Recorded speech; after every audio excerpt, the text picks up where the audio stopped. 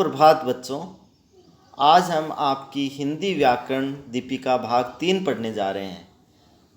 सबसे पहले हमने इस पुस्तक में एक गीत पढ़ा था जिसमें बच्चे खेल खेल में रेल बने हुए हैं। इसके बाद में हमने पाठ 1 का अध्ययन किया, भाषा व व्याकरण, जिसमें हमने भाषा की परिभाषा सीखी, व्याकरण किसे कहते हैं।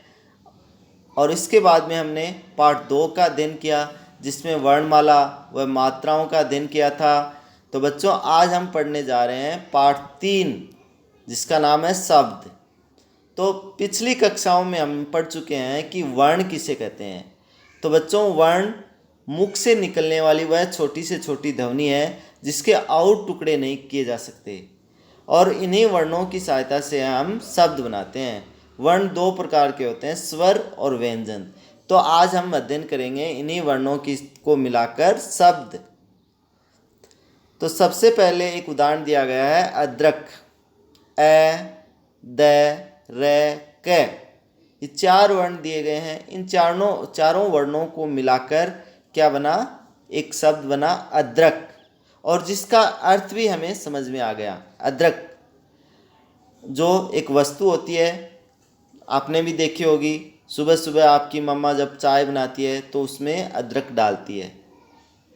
और दूसरा शब्द है मैं, द, न। इन 3 वर्णों से मिलकर बना है मदन शब्द, जो एक लड़के का नाम है, और ये एक शब्द है क्योंकि इसका अर्थ है। अब अगर हम ए, द, रे, क की जगह ए, क, रद, अक्रद लिख देंगे तो वो कोई बच्चों शब्द बनेगा? नहीं बनेगा, क्योंकि उसका कोई अर्थ ही नहीं आ रहा है। अक्रद कोई शब्द ही नहीं है, उसका कोई अर्थ नहीं है, तो वो शब्द भी नहीं है। इसी तरह द, न, ये दने कोई शब्द नहीं है क्योंकि उसका कोई अर्थ ही नहीं है। तो बच्चों हम कह सकते हैं कि अक्षरों के उस मेल को शब्द कहते हैं जिसका अर्थ होता है। यहाँ बच्चों जो अक्षर आया है, अक्षर, वर्ण या अक्षर एक ही होते हैं। अब हम कुछ उदाहरणों द्वारा शब्द को समझते हैं। बस, झरना, छतरी, घड़ी, जग, धोबी, मछली, मोर, सांप, चींटी, बंदर, चूहा, सैनिक, झंडा, घड़ा, कमल, सब्जी, शेर, दरवाज़ा, चम्मच, पेड़, कान, नल, घोड़ा। तो बच्चों चलिए अब इसके अभ्यास कार्य समझते हैं। सबसे पहले है, पहला प्रश्न है जोड़कर शब्द बनाओ। वर्ण दिए गए हैं, उनको जोड़कर हमें शब्द बनाना है। स, है, र, क्या बना? शहर। मैं, ग, र, मगर। ए, मैं, र, क्या बना? अमर। न, ट, ख, ट, नटखट। अब दूसरा प्रश्न है, चित्र देखकर शब्द लिखो। अब हमें चित्र देखना है और शब्द लिखना है। तो पहला चित्र पहचान गए किसका है? जंगल के राजा शेर का। तो हम इसका नाम लिखेंगे शेर।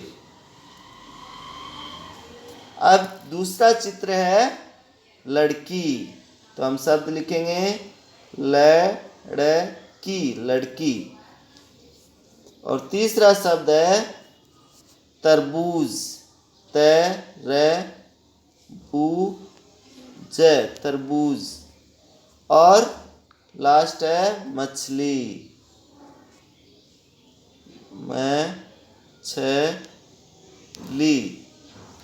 मछली। अब तीसरा प्रश्न है रचनात्मक कार्य। माँ के साथ रसोई घर में जाकर देखो वहाँ कौन कौन से बर्तन हैं। किन्हीं 5 के नाम लिखो और नाम के सामने चित्र बनाओ या चिपकाओ। आप इसमें लिख भी सकते हो या ड्रॉ भी कर सकते हो, बना भी सकते हो।